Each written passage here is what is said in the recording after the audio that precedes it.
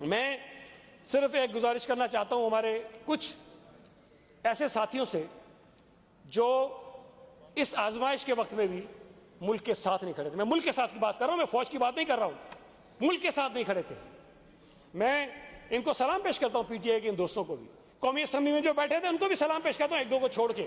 Senate में जो लोग बैठे थे उनको भी सलाम पेश करता हूं कि उन्होंने अपने इख्तिलाफात के बावजूद भी जब मुल्क पर बात आई तो उन्होंने मुल्क की सालमियत पर बात आई, मुल्क के दिफा की बात आई तो उन्होंने हुकूमत पाकिस्तान के साथ, हमारी आर्म फोर्सेस के साथ खड़े होकर साबित किया कि ये मुहिब वतन लोग हैं और ये खड़े हो सकते हैं मुश्किल वक्त में। लेकिन कुछ लोग ऐसे जरूर थे, कुछ लोग ऐसे जरूर थे जो इन हालात में भी, जब मुल्क की सालमियत दाव पे लगी हुई थी, जब मुल्क का मुस्तकबिल दाव पे लगा हुआ था, हमारे 25 करोड़ लोगों की जानें दाव पे लगी हुई थी, हमारी इज्जत और वकार, मुल्क का इज्जत और वकार दाव पे लगा हुआ था, वो बेशरम लोग, वो मुल्क दुश्मन लोग वो बातें कर रहे थे जो शायद भारत में बैठे हुए हमारे मुखालिफिन भी नहीं कर रहे थे। वो पाकिस्तानी कहलाते अपने आप को, वो पाकिस्तानी कहलाते अपने आप को। मैं नहीं मानता ऐसे पाकिस्तानियों को। मैं लानत भेजता हूं ऐसे पाकिस्तानियों पर जो पाकिस्तान के खिलाफ उस वक्त बात करें जब भारत हम पे हमला कर रहा हो, जब भारत हम पे बम बरसा रहा हो, उस वक्त ऐसी बातें करें। ये पाकिस्तानी नहीं है। मैं तो कहूंगा ये बड़ी सख्त बात है, उनकी शरीयत खत्म करें, भेजें उनको भारत में जाके, वहां जाके रहें। इस लायक नहीं है कि पाकिस्तान में रह सके।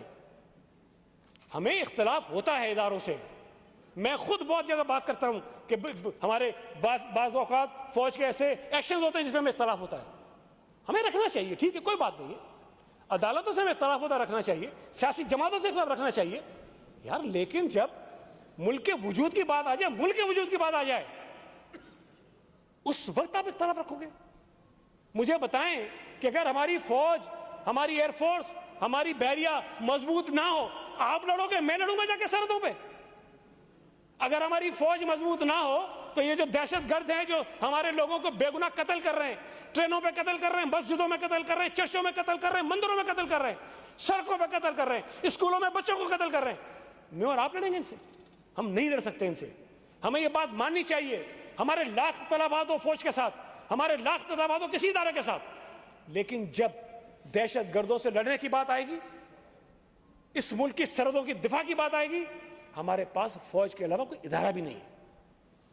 ये जो बातें करते हैं कि फौज को कमजोर कर दो, दिफा को कमजोर कर दो, ये हकीकतन मुल्क को कमजोर करना चाहते हैं, मुल्क के खिलाफ साजिश करना चाहते हैं। मुल्क दुश्मन लोग हैं ये। मैं ये समझता हूं कि हमें एक दायरा बनाना चाहिए कि हमें किस हद तक इदारों के खिलाफ बात करनी है, किन चीजों को हमें, कई चीजों में वो गलत होंगे, हम डायलॉग कर सकते हैं, बात कर सकते हैं, समझा सकते हैं, समझ सकते हैं, लेकिन ये क्या बात हुई कि जंग हो रही है, भारत के जहाज आ रहे हैं, यहां पे मिसाइल मारे जा रहे हैं, हमारे लोगों पे हमले हो रहे हैं और हम अपनी फौज के पीछे लग गए? इससे बड़ी मुल्क दुश्मनी हो नहीं सकती है। जो भारत कर रहा है वो कम है, जो यहां दहशत कर रहे हैं वो कम है। ये जो अपने आप को पाकिस्तानी कहते हैं, चैंपियन बनते हैं यहां पर, और काम वो कर रहे थे जो भारत भी नहीं कर रहा था। तो मैं तो समझता हूं कि लोगों के खिलाफ कार्रवाई भी होनी चाहिए। अगर मुमकिन हो, मुझे नहीं पता, हो सकता कि नहीं हो सकता, उनको शरीयत खत्म करो भाई, जिस मुल्क पे जाके रहना चाहते रहे, हमें नहीं चाहिए ऐसे पाकिस्तानी।